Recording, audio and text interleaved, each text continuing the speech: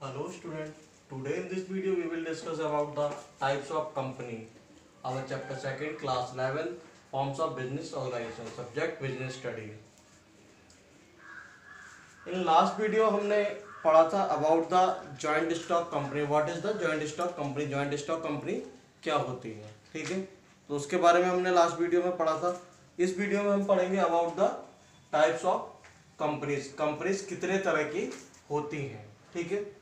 तो जो हमारे कंपनीज के टाइप्स हैं, यहाँ पर कह रहा है on the basis of ownership the companies can be classified into following categories. मतलब कि ऑनरशिप के बेसिस पर, मालकाना हक के बेसिस पर कंपनीज को हम 3 कैटेगरीज में क्लासिफाइड डिवाइड कर सकते हैं या बांट सकते हैं, ठीक है। तो कहने का मीन्स क्या है कि जो कंपनीज हैं हमारी वो 3 पार्ट में या 3 कैटेगरीज में हम उनका डिवाइडेशन कर सकते हैं। या फिर हम ये भी कह सकते हैं कि जो हम कंपनी की आइडेंटिफिकेशन करेंगे, कंपनी को पहचानेंगे, वो कंपनी को हम 3 कैटेगरीज में अलग अलग उसमें पहचानेंगे कि कंपनीज इस तरह की भी होती है, कंपनीज इस तरह की भी होती है, कंपनीज इस तरह की भी होती हैं। अब पहले हम बात करते हैं जैसे कौन कौन सी तरह की कंपनीज क्लासिफाइड की जाती हैं। सबसे पहले है हमारी प्राइवेट कंपनी, ठीक है। दूसरी है हमारी पब्लिक कंपनी और तीसरी है हमारी 1 पर्सन कंपनी, ठीक है। तो जो कंपनी है वो हमारी कंपनी के टाइप्स हैं, वो हमारे मेनली 3 टाइप्स के हैं। फर्स्ट वन हमारा प्राइवेट कंपनी है, second one public company and third one 1 person company. इसको हम इन शॉर्ट कॉल करते हैं OPC कंपनी, ठीक है। तो जो कंपनी है हमारी, तो ये जो है हमारी प्राइवेट कंपनी। अब सबसे पहले हम बात करते हैं about the private company. First one हमारी प्राइवेट कंपनी क्या है, ठीक है। प्राइवेट कंपनी जैसे नाम से ही क्लियर हो रही है कि किसी एक पर्सन का उस पर राइट होगा या कोई एक मतलब एक तरह से अपना पर्सनली अपना बेसिस पर लेकर के वो काम को कर रही होगी, ठीक है। तो यहाँ पर कह रहा है private company as per section 2 subsection 68 of the Indian Companies Act 2013, ठीक है।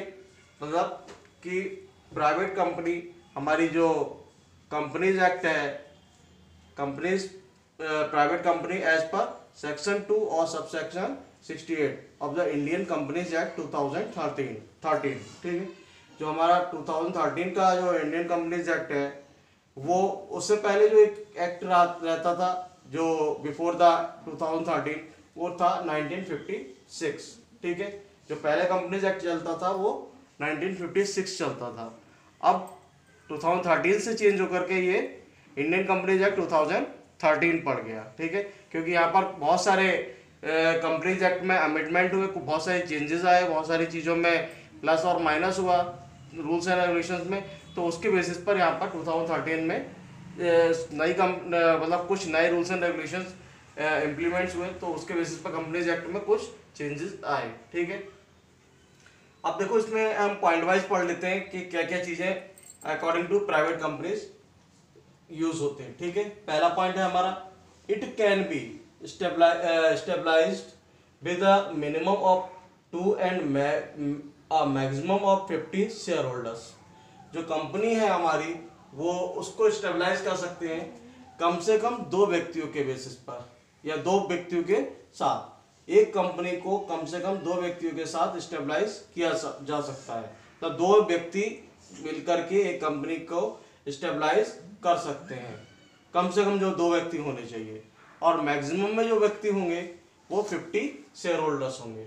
जो कंपनी के शेयर होल्डर्स होंगे या कंपनी के ओनर्स, क्योंकि जो कंपनी की ओनरशिप होती है वो किसके बेसिस पे फाइंड आउट की जाती है, on the basis of share holders, ठीक है, कि ये कंपनी के ऑनर्स है। तो इसमें मिनिमम में 2 होने चाहिए पर्सन और मैक्सिमम में 50। सेकेंड पॉइंट आता है it must use private limited after the name of the company. तो कहने का मीन्स यहाँ पर क्या है कि जब भी कोई कंपनी प्राइवेट कंपनी स्टेबलाइज होगी और जब भी कोई पर्सन अपने प्राइवेट कंपनी स्टेबलाइज करेगा तो उस कंपनी के नेम के लास्ट में प्राइवेट लिमिटेड वर्ड यूज किया जाएगा। ठीक है, जैसे राम एंड सन्स, अब इसके आगे क्या लगेगा, प्राइवेट लिमिटेड।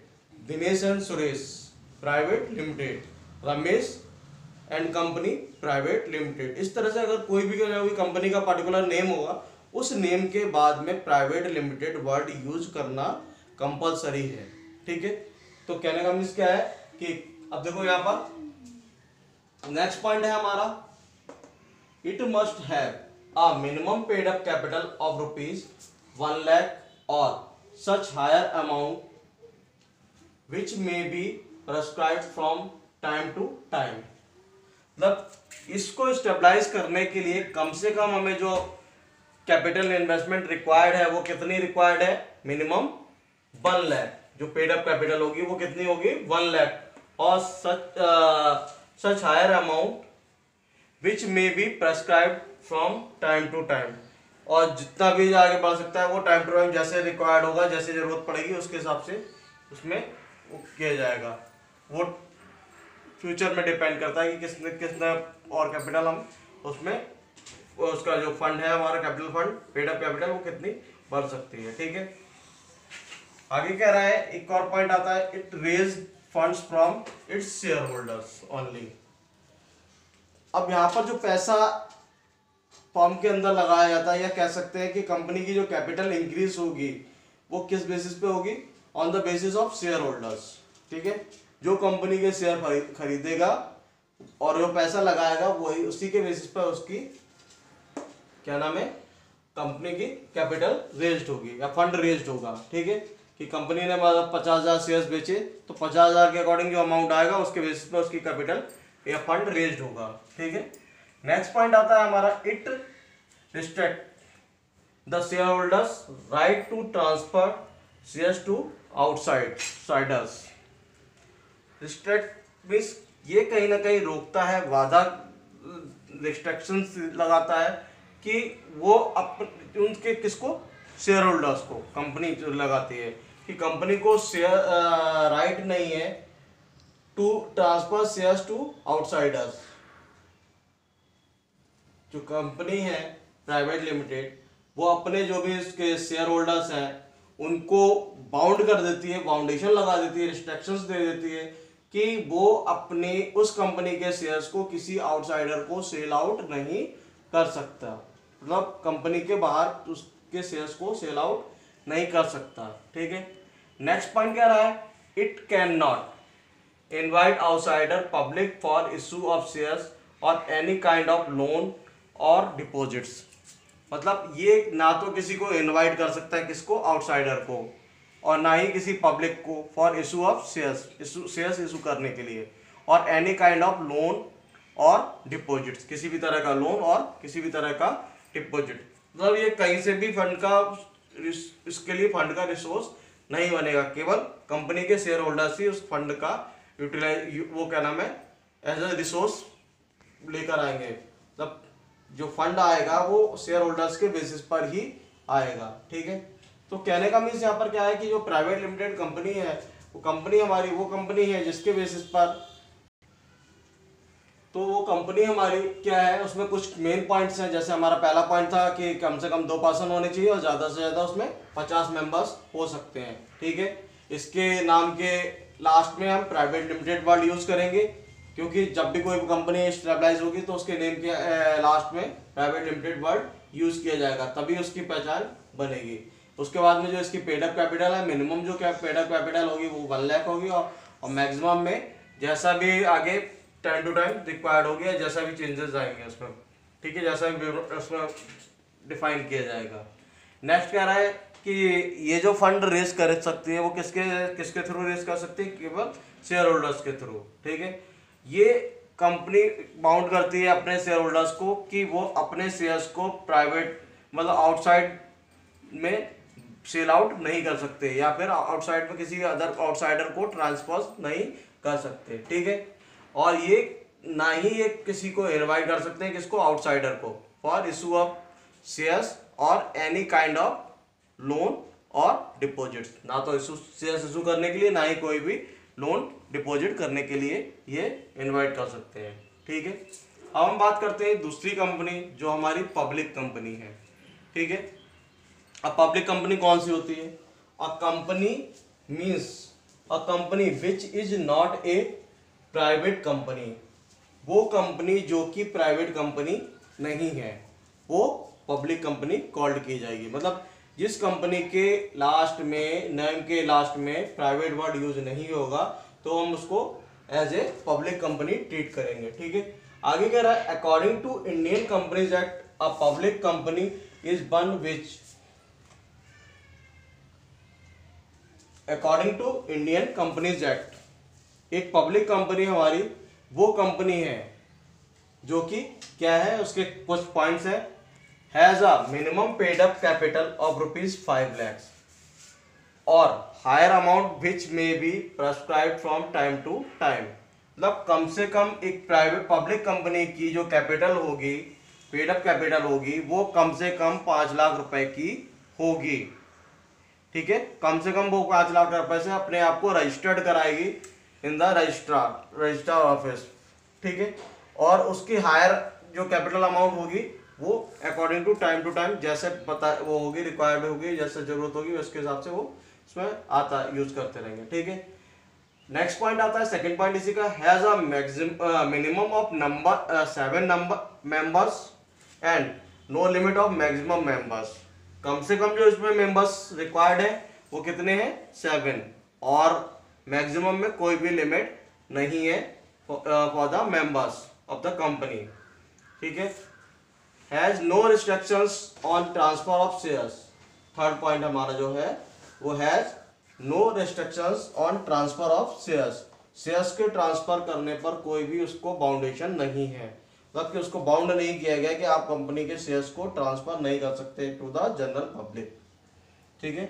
नेक्स्ट पॉइंट आता है, can invite the public to subscribe to its shares capital और पब्लिक डिपॉजिट्स। मतलब वो खुद इनविटेशन देती है पब्लिक को कि वो कंपनी के शेयर्स को सब्सक्राइब करे और पैसे जमा करे, ठीक है।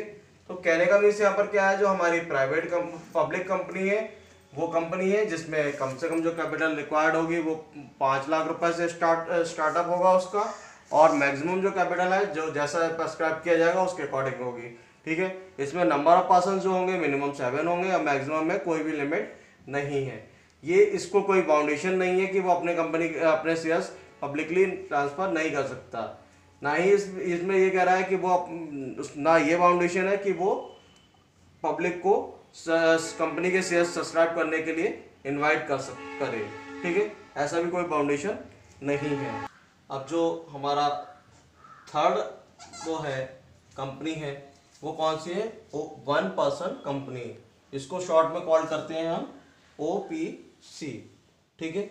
आगे कह रहा है according to section 2 subsection 62 of the Companies Act 2013 1 person company means a company which has only a person as a member. कहने का मीन्स क्या है कि जो हमारी OPC कंपनी है, 1 पर्सन कंपनी है, वो according to section 2 subsection 62 of the Companies Act 2013, Companies Act 2013 के तहत वो कंपनी है जिसमें केवल एक ही पर्सन उस कंपनी का मेंबर बन सकता है, ठीक है, या एक ही पर्सन उस कंपनी का मेंबर होगा। इसके साथ साथ में इसमें क्या होता है कि जो इसकी सिटीजनशिप है, मतलब जो कंपनी अब OPC कंपनी का जो मेंबर होगा वो कौन होना चाहिए, ठीक है। तो केवल जो नेचुरल पर्सन हु है अ सिटीजनशिप, मतलब वो पर्सन जो सिटीजनशिप रखता है किसकी? इंडिया की, तो वही OPC कंपनी का ऑनर या OPC कंपनी का मेंबर बन सकता है, ठीक है। आगे कह रहा है इसमें no person shall be eligible to incorporate more than 1 OPC और become nominee in more than 1 such companies. मतलब कि कोई भी व्यक्ति एक कंपनी से ज़्यादा में मेंबरशिप नहीं ले सकता, ना ही वो किसी एक कंपनी से ज़्यादा में कोई भी वो नॉमिनी बन सकता है, ठीक है। तो ये ओवरऑल पॉइंट है हमारे about the types of company, जिसमें पब्लिक, प्राइवेट और 1% कंपनी के बारे में हमने डिस्कस किया है।